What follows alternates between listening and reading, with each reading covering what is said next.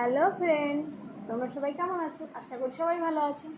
আজকের রেসিপি আমার ভেন্ডি আলু ফ্রাই পোস্ত। দেখতে থাকো। চলো, ভেন্ডি আমি কেটে নিয়েছি, এইভাবে চিড়ে চিড়ে নিতে হবে ভেন্ডিটা। আলু কেটে নিয়েছি, আলুটা প্রথমে ফ্রাই করে নেবো। চলো দেখতে থাকো। করার আগে তেল দিয়ে দেবো, আমি আজকে দেবো সাদা তেল। আমি আলু ভেজে নেবো লাল লাল করে।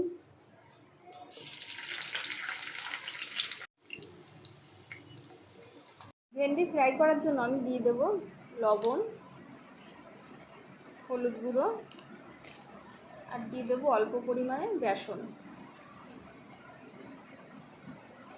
এবার আমি ভালো করে মেখে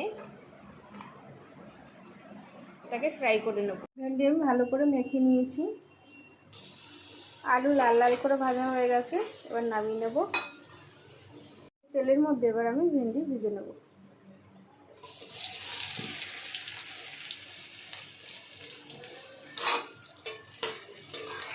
ভালো করে ভেন্ডি ফ্রাই করে নেব। ভেন্ডি ফ্রাই করে নিয়েছি, এবার আমি নামিয়ে নেব। আমি এর মধ্যে আরেকটু সাদা তেল দিয়ে দেবো। এর মধ্যে দিয়ে দেবো আমি কালো জিরে,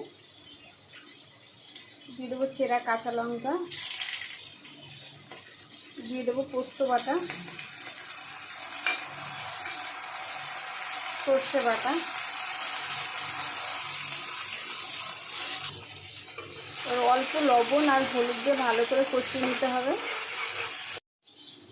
এবার এর মধ্যে দিয়ে দেবো আমি ভিজে রাখা আলু, আর দিয়ে দেবো ভেজে রাখা ভেন্ডি। এবার ভালো করে নেড়ে চেড়ে নিয়ে আর এর মধ্যে অল্প পরিমাণ জল দিয়ে দিতে হবে। জলটা ঘন হলে মাখা মাখা নামিয়ে নেব। ঝোল টেনে গেছে, এবার আমি নামিয়ে নেব। রেডি আমার।